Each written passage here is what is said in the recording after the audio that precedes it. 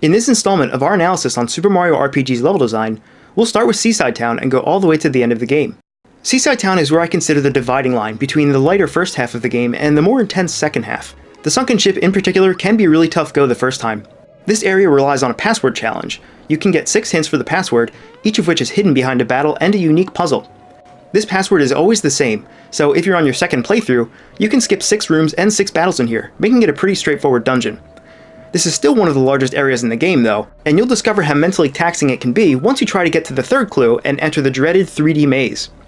In all fairness, the concept of a 3D maze in an isometric world is a great one. This is one of those few places where the game breaks the fourth wall by giving you an out if you're stuck. The open areas are a nice touch for providing some perspective, but I always had trouble with the area, and looking at the solution, I'm surprised my younger self ever figured this out. Luckily, it's totally optional, and again, you really only have to do it the first time you play the game, since the password doesn't change. None of the other puzzle rooms are nearly as challenging as the maze.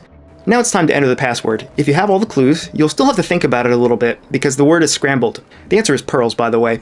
After one more boss fight and a few more battle rooms, you'll fight Johnny for the next star piece. Now I want to skip forward a little bit to Monster Town, where the game's hidden super boss Culex can be challenged. Super bosses are typically hidden away in RPGs, and Culex is likewise waiting for you behind this sealed door. Opening the door is actually quite cryptic. You need to buy a seemingly useless shiny stone from Moleville, but the vendor doesn't appear until after you've gone through the coal mines. At first glance, this item appears to be useless, and there's nothing in the game that explicitly contradicts this, but if you kept it in your inventory between Moleville and Monster Town, you can use it to unlock the door. You can actually sell the stone for 2 coins, which is a low enough price that you probably won't sell it. The low selling price is a tactic used in other RPGs as well, and it's a way to subtly discourage you from getting rid of the shiny stone, increasing your chances of having your mind blown when you open this door. There's yet another unique one-time mechanic here in Monster Town. You can see this key up on the ledge, but there's no way to access it. If you go to the house below, you can talk to the Thwomp, who will always do this. If you do it a few times, which is hinted at by the Thwomp's several lines of unique dialogue, you'll knock the key down outside to access Belom's treasure room. Even if you didn't intend to knock the key down, talking to this Thwomp twice will catch you off guard, because most NPCs only have a single line of dialogue at any given time. This is a great way to introduce this new mechanic so late in the game. The developers have thrown in an out-of-place element at a point where most players believe they've figured out the rules of the in-game universe. Monster Town is already one huge example of throwing something unexpected at the player, so the falling key mechanic kind of blends right in and feels like a natural addition to me. Bean Valley requires some vine climbing, which is made easier due to the straightforward placement of the vines along the isometric axis. It's very important that the depth between vines is clear here, to avoid adding artificial difficulty and player frustration with the jumps. And since the vines are so tall, you won't really be able to rely on shadows here to correct your jumps. You'll also grab a seed, which has no use yet, but we'll come back to that soon. Nimbus Land is a fun, if unremarkable area. It's clever that some of the statues will come to life to attack you just the same way that you pretended to be a statue in order to enter the castle. There's also this completely invisible path that leads to a frog coin, but it actually serves a hugely important function for getting the lazy shell. As far as I know, this path on the Nimbus Land map is the only other invisible platform in the game, and you're unlikely to find it unless you're actively exploring every possible inch of the area. This is why the invisible path inside the castle can be useful in setting the precedent that such other paths might exist, which just might lead you to discover how to get the ingredients for the lazy shell. Let's jump to the Barrel Volcano, which should remind you of the bridge spanning the game's very first area. But now you can fall in the lava, so this is a serious step up in difficulty. Hopefully you practiced on the Donut Bridge in Land's End, because the jumps here can be pretty tricky, especially if you want to grab the treasure lying around. There are a lot of enemy encounters here, and most of them are pretty tough. By this point, you should be doing well with timed hits and blocks, so the difficulty increase should be apparent to you, but also manageable. As you go to nab the Power Star, it'll be snatched away by the Axum Rangers, and you'll begin an ascent to the top of the volcano to fight them. Even though you can't actually fail this chase segment, the music and tension of the situation make it exciting to play. This is a great thing, because if you could actually fail this section and be forced back to the last save point, all the excitement this scene elicits would be replaced by frustration. Now we arrive at the final area of the game. This is the Gauntlet. Consecutive battles, super challenging platforming, and some fairly tricky puzzles await us here. Even worse, the numbered doors are randomly connected to the challenges, so you'll have to be ready for anything, even if it's not your first time through. This Gauntlet is a great way to top off the experiences you've had so far, because it focuses on the 3 primary aspects of the game: platforming, fighting, and puzzles. You might have serious problems judging your jumps here in the platforming sections, due to the many moving blocks. Just past this area, you'll also find the infinite coin block before venturing into the final dungeon, the factory. I never stopped to think about it before, but I almost wish that Exor were the game's final boss. I mean, he's one of the most iconic parts of the game's storytelling, but he really only guards the final dungeon.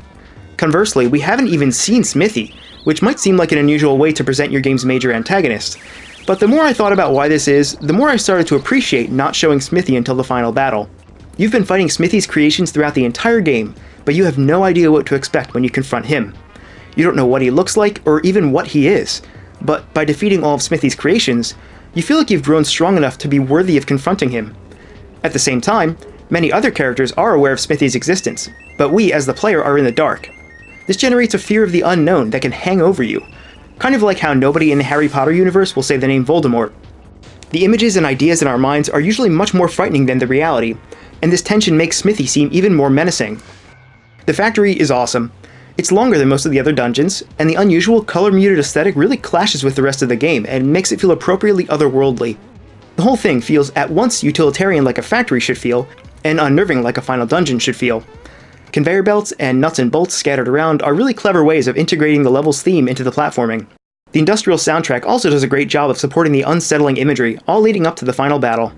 In general, Mario RPG's level design is at its strongest in areas that rely on verticality. Let me clarify that. Safe verticality. If missing a jump means getting sent back a screen or having to do a section over, that's the kind of frustration we want to avoid. But here's the prime example of safe verticality. Booster Tower has a lot of staircases that you can't fall off of, and only a few jumps where an error will send you back. This is isometric platforming done right. But in areas like the final Gauntlet platforming sections, it can be a little frustrating to jump between moving blocks with very little for your eyes to anchor your position to. It's sort of like playing a beat 'em up and going to attack the enemy, only to realize you're just a few pixels higher and thus on a completely different horizontal plane. You might very well mess up the platforming sections because you can't rely on your shadow, and missing a jump means going back to the beginning, which is discouraging when you feel like there's little you can do to prevent it. The enemy density is also erratic at times, which can interrupt your jolly good time jumping around. In areas like the Sunken ship, it's nearly impossible to avoid consecutive fights, simply because the rooms are narrow and the enemy sprites are large. Furthermore, enemies have idle animations and may patrol a certain area, and they may have a chase behavior once you've gotten close enough. I still vastly prefer this method over random encounters because it helps the environments come to life, and because it avoids that disruption of focus we mentioned in the last analysis with Star Hill. Enemies will ambush you from unseen hiding places, or may not even notice you if you proceed carefully. Most importantly, this is the developers handing control over to you, the player, over how you encounter enemies, giving you time to heal up or make party changes before your next fight. Now that we've covered all the game's areas, our level design talk is over. The next installment of this analysis will focus on how the game's level design impacts its progression system, namely leveling up, getting more powerful weapons, and how Mario RPG uses these mechanics in unique and interesting ways. Hey there, it's Ed. If you're a fan of the content that we put out on the channel, feel free to subscribe or like or comment or whatever you want. If you'd like to support the channel, we have donation links in the description below. We accept PayPal and Bitcoin. And as always, thank you for your continued support of Game Soup.